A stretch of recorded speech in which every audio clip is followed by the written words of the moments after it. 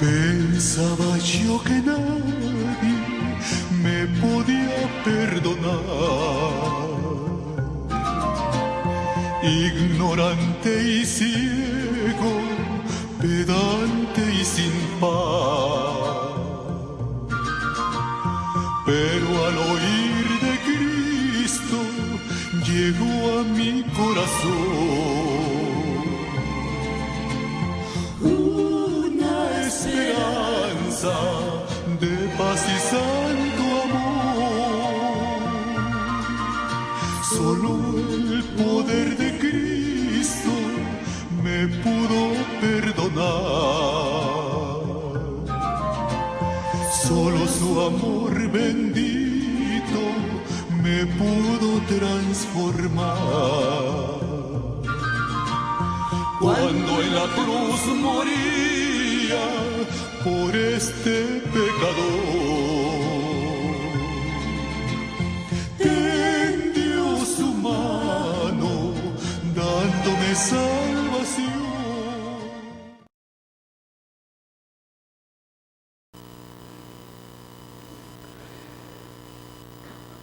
A muchos de nosotros nos gustan las promesas del Señor. Yo quisiera saber cuántos en esta mañana, los que estamos aquí, cuando abrimos la palabra de Dios, cuando empezamos a leer y encontramos las palabras de las promesas que Dios tiene para cada uno de sus hijos, ¿cuántos de ustedes en esta mañana, en este día, pueden decir, yo me deleito en las promesas del Señor? Hay muy pocos amenes, me parece que no me están escuchando.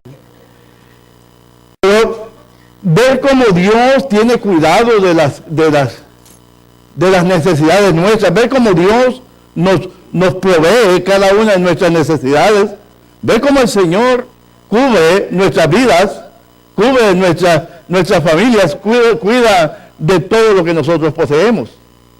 Es maravilloso ver que en la palabra de Dios se encuentran, y como dice el apóstol Pedro, grandísimas promesas.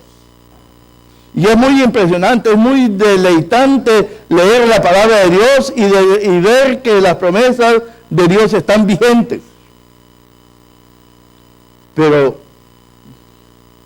¿a cuántos de nosotros nos gustan las advertencias? ¿A cuántos de nosotros nos gusta que nos adviertan de algún peligro? O, ¿se acuerda usted cuando su mamá le decía, no te quiero ver que salgas con ese tu amigo porque no es de confianza? No quiero ver que me regreses después de las 10 de la noche, porque esto no es hora de andar en la calle. Advertencia. Y no nos gustan las advertencias porque esto nos habla de un peligro que puede suceder. Por eso es que nosotros para las advertencias somos bastante reacios y no nos gusta que nos hagan advertencias. Pero también la palabra de Dios, como tiene también promesas de bendiciones, también la palabra de Dios contiene advertencia para aquellos que ya hemos creído en Él. Advertencia que estos determinan nuestra relación con el Señor, determinan el éxito en el caminar como creyentes, determinan el éxito como padres, como familias, y estas advertencias son necesarias que nosotros las observemos porque de ellas depende el bienestar de los que nos rodean y de nosotros mismos. Pero ¿qué tiene que ver las bendiciones de parte de Dios y qué tiene que ver las advertencias con lo que yo quiero hablarles? Muchas veces Dios nos amonesta, nos llama la atención y nos pide que nosotros caminemos de su mano. Porque como creyentes es muy peligroso tener vidas independientes, querer caminar solo, vivir solos. Y por eso Dios nos dice a nosotros que estemos siempre tomados de su mano. Porque es de la manera que nosotros podemos sostenernos en la vida cristiana. Yo quiero compartirles con una porción de la palabra, una historia que nos habla de un hombre que Dios dijo que era un hombre conforme a su corazón, que él declaró que era un hombre que verdaderamente tenía dos cosas muy importantes: amaba a Dios y amaba a su palabra.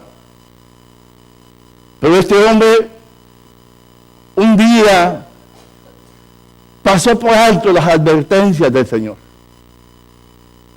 Y en el Salmo 32, David describe el vivir lejos de Dios como estar en un desierto espiritual. Él dice que vivía en ese tiempo, cuando estaba escondiendo lo que había cometido, vivía en un desierto. Pero en el Salmo 51, David explica 3 pasos que él había dado para describir su caída. En el versículo 1 del Salmo 51 y versículo 2, dice esto: ten piedad de mí, oh Dios, conforme a tu misericordia, conforme a la multitud de tus piedades, borra mis rebeliones, lávame más y más de mi maldad, y límpiame de mi pecado.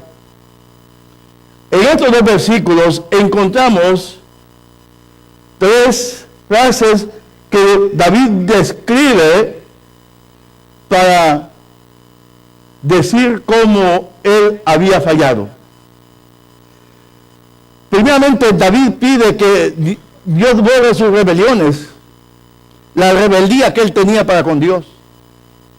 El gran conflicto que tuvo el inicio de la caída del rey David fue que su rebeldía lo había puesto a espaldas a Dios, y por eso él pide que borre, o sea, termine con sus rebeliones. Pero la segunda problema que David tuvo y pide, dice: lávame de mi maldad contra el prójimo. Primeramente, rebelión contra Dios; segundo, maldad contra el prójimo; y luego David pide que le limpie de su pecado, el pecado que había en sí mismo. 3 cosas que David describe para poder hablar de su caída, cómo él se había alejado de Dios. ¿Y cuántas veces nosotros conocemos tal vez a alguien que se ha ido alejando de Dios, que se ha apartado del camino, o estamos viendo a alguien que hoy en este momento puede estar apartado del camino, o tal vez nosotros mismos habíamos vivido esa triste experiencia? Pero yo quiero hablarles en esta mañana, y por eso el título es El primer fruto de la salvación. Ese es el título de este mensaje. El primer fruto de la salvación.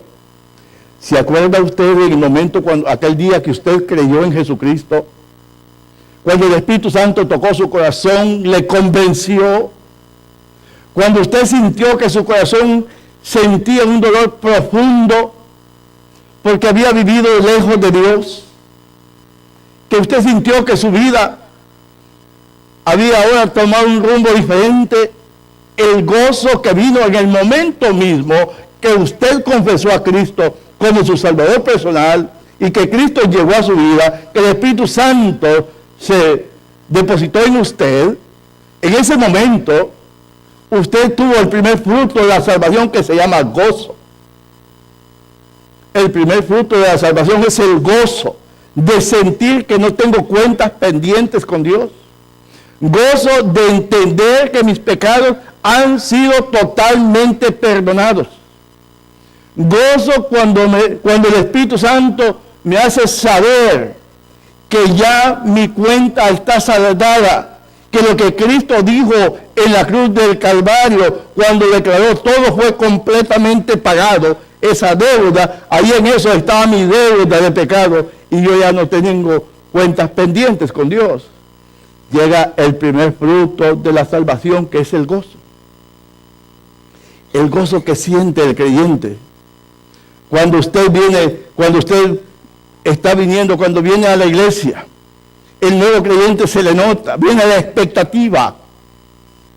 Trae el gozo Yo me acuerdo de alguien cuando estábamos en el otro edificio que estaba tan pendiente siguiendo el mensaje que en cada mensaje habían lágrimas en su mejilla. Se notaba el gozo que había en su corazón porque sabía que había sido rescatada y que ya no tenía cuentas pendientes con Dios.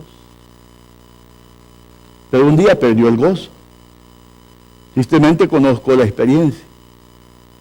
Un día aquella sonrisa de felicidad, de gozo, se transformó en un rostro serio, bastante modesto, y ya no era lo mismo. David, consecuencia de su pecado, había perdido el gozo. Y esto lo encontramos en el versículo 10 en adelante. Dice: crea en mí, del mismo Salmo 51, crea en mí, oh Dios, un corazón limpio, y renueva un espíritu recto dentro de mí, y no me eches delante de ti, y no quites de mí tu santo espíritu. Vuélveme el gozo de tu salvación, y espíritu noble me sustente. Vuélveme el gozo de tu salvación. Por la desobediencia, por el pecado cometido, David no había perdido su salvación, pero sí había perdido el gozo. Y qué difícil es cuando el creyente pierde el gozo de su salvación. Cuando en su corazón ya no hay aquel buscar, aquel sentir. Porque hay diferencia entre el gozo y la alegría o la felicidad. La felicidad está relegada a las circunstancias que nos rodean. Una persona es feliz, se encuentra muy alegre cuando tiene trabajo, cuando tiene salud, cuando su matrimonio está funcionando bien, cuando su familia está bien, usted se encuentra muy feliz. Pero cuando esas cosas se le van quitando, cuando ya usted encuentra que su matrimonio tiene problemas, que en su salud tiene problemas, que los hijos se vuelven rebeldes, se pierde la felicidad y ahora se cambia por la tristeza. Estoy triste porque ya lo que me hacía feliz ya no lo tengo. O sea que la felicidad depende de la circunstancia que nos rodean. El gozo depende totalmente del Señor. El gozo se tiene de esta manera. El gozo del creyente lo tiene porque él se da cuenta que a pesar de las circunstancias que esté viviendo, a pesar de las dificultades que esté llevando, Dios tiene control de todo. El gozo del creyente no depende de las circunstancias que nos rodean, de los muchos bienes que tengamos, o la mucha salud, o la menos salud que tengamos, o los muchos problemas que tengamos, no depende de circunstancias. El gozo del Señor depende totalmente porque entendemos que Dios es Dios y Él tiene control de todo.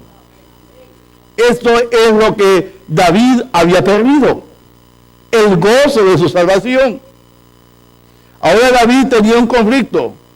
Ahora David sentía que su vida era una vida de sequedades, un desierto espiritual. El gozo de salvación se pierde cuando el pecado, que es una maldición, corre en nuestras vidas y entonces nos va alejando de Dios. Nos salimos de la cobertura de Dios y el gozo se va yendo. Es tan cierto que la salvación es algo maravilloso, es único, pero es tan cierto que el gozo también, cuando se pierde, es algo que afecta la vida espiritual de cualquier hombre o de cualquier mujer creyente. Nada puede reemplazar el gozo. ¿Sabe usted que muchas veces nosotros tratamos de reemplazar el gozo con las cosas que el mundo ofrece? Con las comodidades muchas veces que el mundo ofrece, queremos reemplazar el gozo, pero no lo encontramos. Seguimos siempre tristes. Seguimos siempre heridos, porque el gozo solamente se establece cuando volvemos otra vez al Señor en arrepentimiento y le pedimos a Dios que nos restaure. Por eso es que David clamaba y suplicaba a Dios. Mientras el Espíritu Santo no nos convenza y nos haga sentir que estamos lejos de Dios, que ya no hay el gozo que antes existía, que ahora nuestra vida se ha convertido en un desierto. Cuando el Espíritu Santo no nos haga sentir, nosotros vamos a querer seguir por la vida reemplazando el gozo que tiene el Hijo de Dios. Pero lamentablemente no lo encontrará. El gozo vuelve cuando nos volvemos a Dios. Puede perderse el gozo, sí. David perdió el gozo de su salvación. David suplicaba y pedía, devuélveme el gozo de mi salvación. Muchos creyentes por la vida viven la vida cristiana y son creyentes, no estoy hablando de inconversos o de gente que parece, de creyentes que han perdido su relación con Dios por circunstancias diferentes, que se han alejado de Dios y que ahora su vida es una vida que está en sequedades espirituales. No siente el fervor. O usted mismo se puede estar preguntando en esta mañana, ¿por qué yo no siento lo que antes sentía? ¿Por qué yo ahora no vivo lo que antes vivía? ¿Por qué antes cuando yo salía y llegaba a mi casa comentaba del mensaje o de la enseñanza con mi familia y quería cada día saber más de Dios? Porque hoy me he conformado simplemente con lo que escucho y a lo que me parece bien. Había perdido el gozo por haberse dejado engañar del mundo y sus halagos. El mundo es peligroso. La Biblia dice en Santiago 4:4 dice esto, que la amistad con el mundo es enemistad contra Dios. Eso es el problema que hay. Usted dirá, bueno, pero tengo que disfrutar la vida. No le estoy diciendo que usted no disfrute su vida. Usted puede disfrutar su vida de una manera sana. Usted puede disfrutar su familia de una manera sana. Usted puede disfrutar su relación de pareja de una manera sana. El asunto es cuando nosotros nos vamos involucrando en las cosas del mundo. Santiago 4:4 dice que la amistad con el mundo es enemistad contra Dios. ¿Y sabe usted lo que esto significa? Convertirse en un enemigo de Dios. La Biblia dice, Dios no puede ser burlado, todo lo que el hombre sembrar, eso también segará. Entonces, David trató de pasar por alto su pecado. Lo trató de cubrir. Trató de esconderse de Dios. ¿Puede el hombre esconderse de Dios? ¿Puede el ser humano, puede el creyente hacer lo que a Dios aborrece y esconderse de Él? No puede. ¿Puede un creyente decir, bueno, yo voy a hacer algo, me escondo de mis hermanos, no importa, suficiente con que ellos no se den cuenta, pero Dios sí se da cuenta, Dios conoce tu corazón, Dios conoce tu mente? ¿Cómo recuperar el gozo perdido? No es simplemente, David pedía la restauración. David pedía perdón por su rebeldía contra Dios. David pedía perdón por la maldad que había cometido contra Urías. David sabía y entendía que había pecado en él.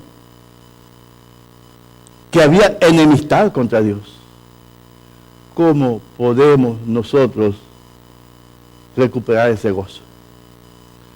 Cuando Abraham caminaba hacia Egipto por las circunstancias, la falta de alimento que había en el lugar donde él estaba, y Abraham viajaba hacia Egipto, en ese camino Abraham no edificó altar para adorar a Dios. Abraham estuvo en Egipto y Abraham allá en Egipto no edificó altar para adorar a Dios. Fue hasta que volvió otra vez al lugar donde había salido, donde Abraham volvió otra vez a edificar altar para adorar a Dios. Se había alejado del lugar de la comunión y se había ido a Egipto, que es símbolo del mundo. Tenía que volver del mundo otra vez al lugar de comunión. El hijo pródigo fue otro que también que se fue a la provincia apartada. Y allá malgastó todo lo que él tenía, pero cuando decidió volver y el padre lo recibe, le devuelve todos sus derechos. Otra vez se reintegra a la familia. Vuelve el gozo para él. Grande el pecado cometido por David, pero también grande y ejemplar el arrepentimiento.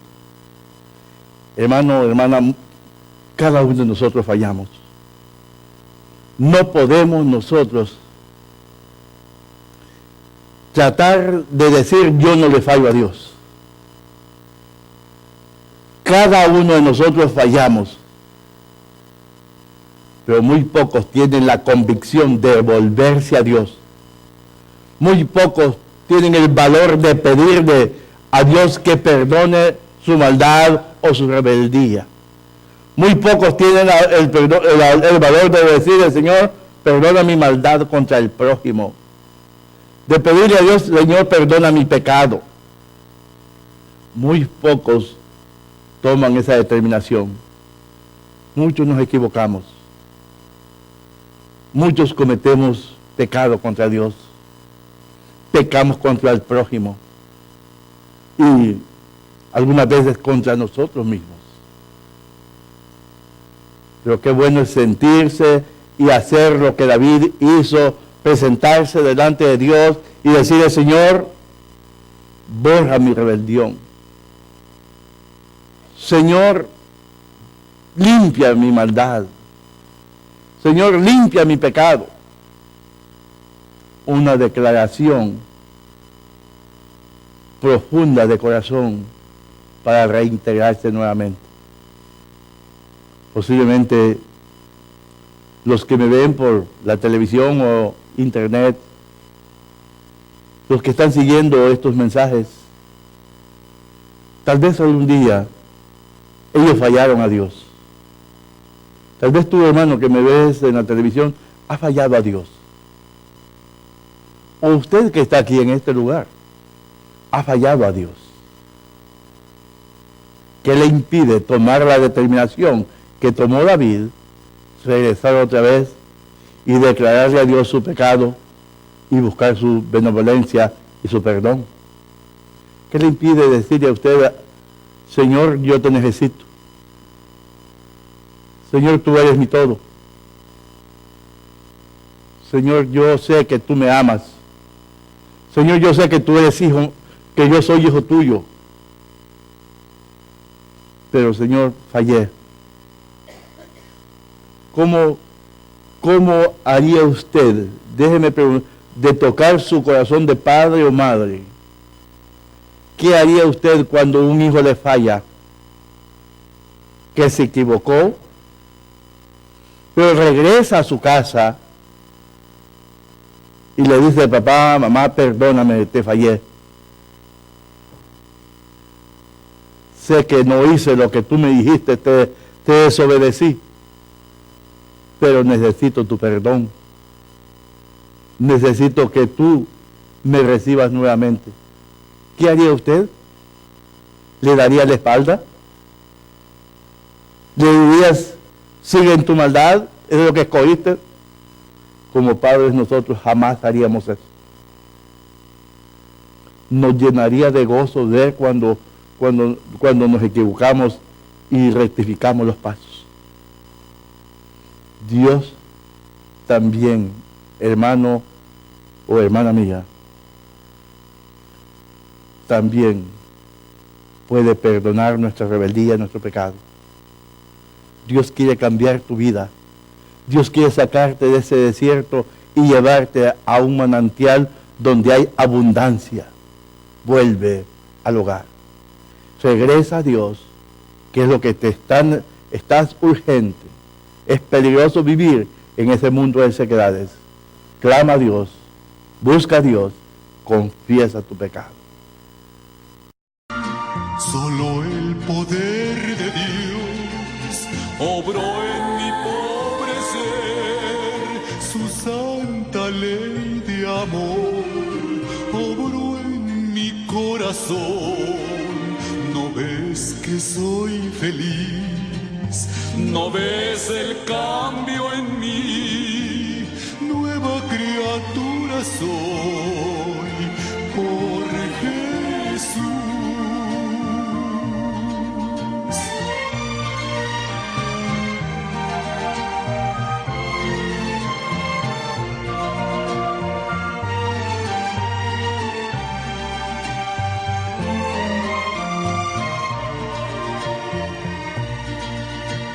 Ya por el perdonado, salvo, feliz yo soy. Su mano me sostiene, dándome salvación. Constantemente quiero andar en pos de él. Siempre gozoso al cielo sé que voy. Solo el poder de Dios obró en mi pobre ser, su santa ley de amor obró en mi corazón. ¿No ves que soy feliz? ¿No ves el cambio en mí? Nueva criatura soy por Jesús.